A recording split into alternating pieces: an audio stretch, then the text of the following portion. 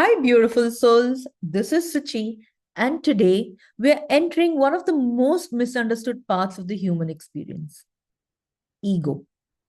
Most people think, that ego is about being loud, rude, arrogant, or showing attitude. But that's not ego, that's just one tiny expression of ego. The real ego is much deeper. It's psychological, it's emotional, it's somatic. And most importantly, we've never thought of something like this, but it's spiritual. And the truth is, every single one of us has ego, including the quiet ones, the soft ones, the spiritual ones.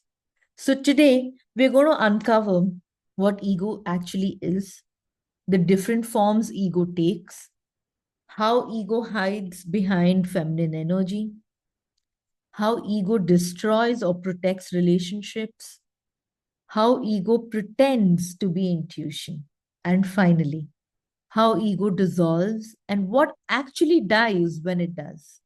So take a deep breath with me because this one is going to change the way you see yourself forever. So let's understand what ego actually is. The real definition of ego is very simple. Ego is the identity you built to feel safe, not the identity you were born with, not the identity your soul carries, but the identity your wounded inner child had to create to survive in an environment where she didn't feel fully loved or supported or even understood. Remember, ego is not bad, it's not toxic. Ego is actually a protector.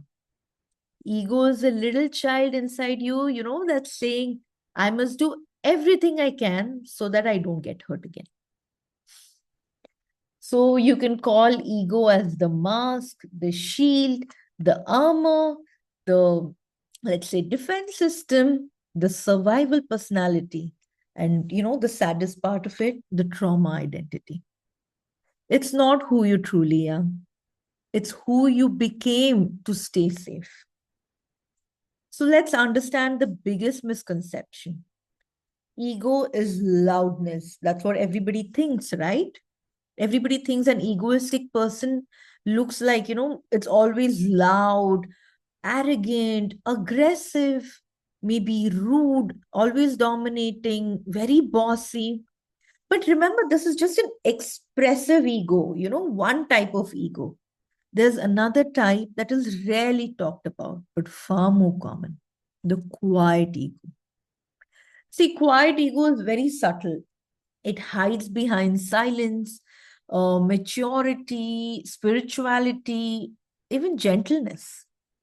So, it looks like you're just shutting down during conflict, giving silent treatment, just avoiding tough conversations, withdrawing emotionally, or just, probably refusing to ask for help, pretending like, hey, I'm fine, I'm okay, but still holding anger inside, ghosting, or probably just disappearing, isolating, and you're calling it peace, judging silently, not apologizing first, feeling morally superior because you're quiet. See, quiet ego, it's often stronger than loud ego because even when you don't realize, it's actually ego. So, quiet ego is the fear wearing softness. Yeah. See, ego, like I said, it is a protection, not a personality. I've heard a lot of people say, oh, he's a egoistic personality. But no, ego is just a protection armor that you're wearing.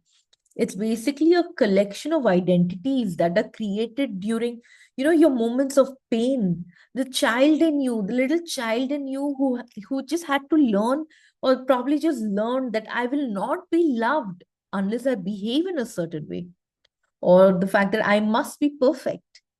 I must not be an inconvenience to anyone.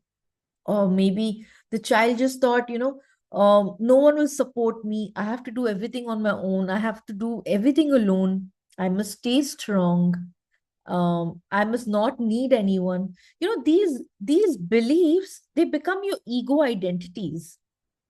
So I'll just list a few common ego identities that all of us have.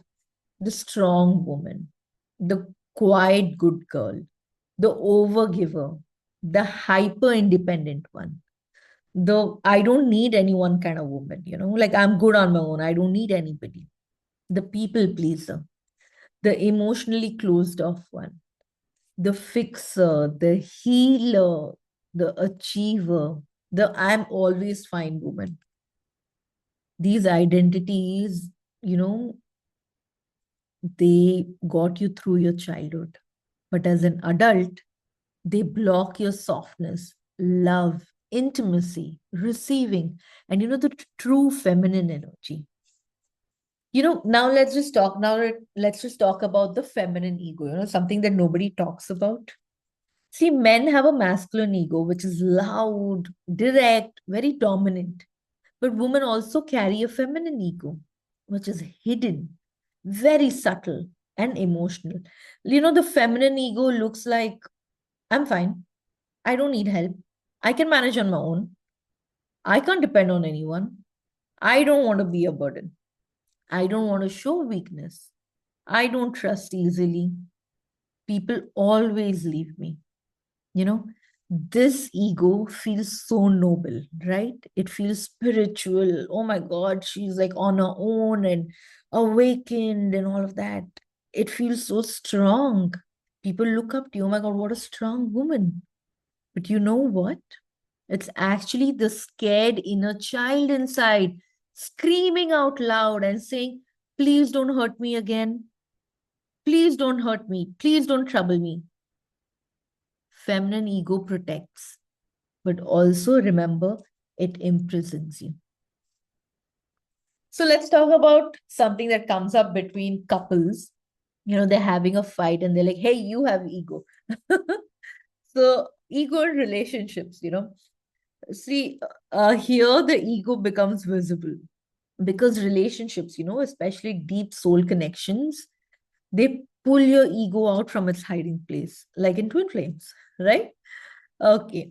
See, in ego, ego in relationships, it'll look like needing to be always right, or shutting down when triggered, or overanalyzing, controlling the outcome, withdrawing when hurt, saying, I don't care, I'm okay, I don't care, not communicating honestly, assuming the worst case scenario, expecting someone to mind read you. That is ego. Also, being defensive all the time, avoiding vulnerability, testing your partner, and finally, punishing with silence. All of these are ego. The inner child trying to protect herself. A relationship, I must tell you this, it only deepens and only goes deeper when both the partners stop reacting from ego and they start responding from the heart. Okay, now let's come to the most dangerous ego. I call this the most dangerous ego, the spiritual ego.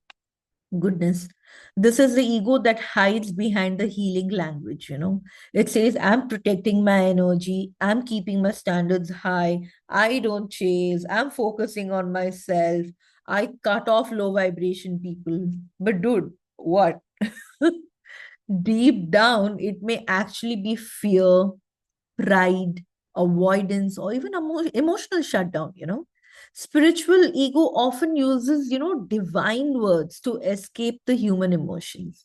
It looks like, wow, so awakened, like you're like, wow, like she's so awakened. Like, how can she have ego? But no, it might sound very wise to you. It will feel very righteous. But remember, it is still ego. Because, an ego can use crystals, affirmations, mantras, and even meditation to avoid vulnerability. So now that we've spoken so much on ego, let us discuss what is ego dissolution, or, people commonly call as the ego death. So once you understand ego, you naturally reach a point, where you start to ask, So how do I go beyond this? Okay, now I understand I have ego, but then how do I go beyond it? How do I break it? So that's where the concept of ego dissolution comes in, or your ego death. It's not the death of you. Always remember this. It's the death of who you had become to survive. You're here to thrive, not survive. Always remember this. Ego death is the moment when the layers of protection begin to just fall off. It feels like you're crying suddenly, shaking, feeling lost, confronting truth. Emotional releases are happening. You're vulnerable. There's emptiness. But remember, there's softness returning. It feels like you're dying, you're literally dying, but it's actually rebirth. You're not losing yourself. You're losing the mask that you held on for the longest time. So let's just understand what actually dies in ego dissolution. So here, the need to always be strong, the need to control, the fear of being seen, the fear of being wrong, the fear of losing love, the I don't need anyone identity, the overgiving identity, all the childhood patterns, the trauma based independence, then the spiritual superiority, then emotional numbness, the defensive walls. You know, this is what goes. And what remains? The truth, softness, honesty, vulnerability, compassion, connection, femininity, and finally, the real self. So, how to begin ego dissolution? I'll just give you, 5 steps. Maybe it'll help you. So, one, feel instead of defending. When you feel triggered, just sit with the emotion. Ego hates feeling, but your soul loves it. Number two, let your body shake, cry, and release it. Somatic release is ego leaving the body. Number three, just speak the raw truth. Speak your raw truth to yourself. Say, I feel scared. I feel insecure. Just acknowledge it. Just acknowledge everything. You can always express your needs. Say, I need reassurance. I need connection. Tell them when you're hurt. Say, I feel hurt. The moment you acknowledge your emotions, the ego instantly dissolves. Yeah. Number four, allow support. Ego dies the moment you let someone hold space for you, which is why I say come for coaching. Yeah. I also do one-on-one coaching for inner child healing. So if you're interested, just ping me on Instagram or shoot me an email and we can fix an appointment. Yeah. Okay. Number five, just ask when you feel something, when you feel triggered, ask yourself, is this my soul or my armor? This one question, I assure you, breaks the pattern. All right, beautiful soul. Just remember, ego is not your enemy, It is your oldest protector. It helped you survive when you had no one else. But now, your soul is ready for more. More love, more softness, more connection, more receiving, more truth, and most importantly, more feminine power. And for that, the ego must soften. This is Suchi from EmpowHer Wellness reminding you, you are not your ego, you're the woman beneath it. Until next time, this is Suchi signing off. Bye bye.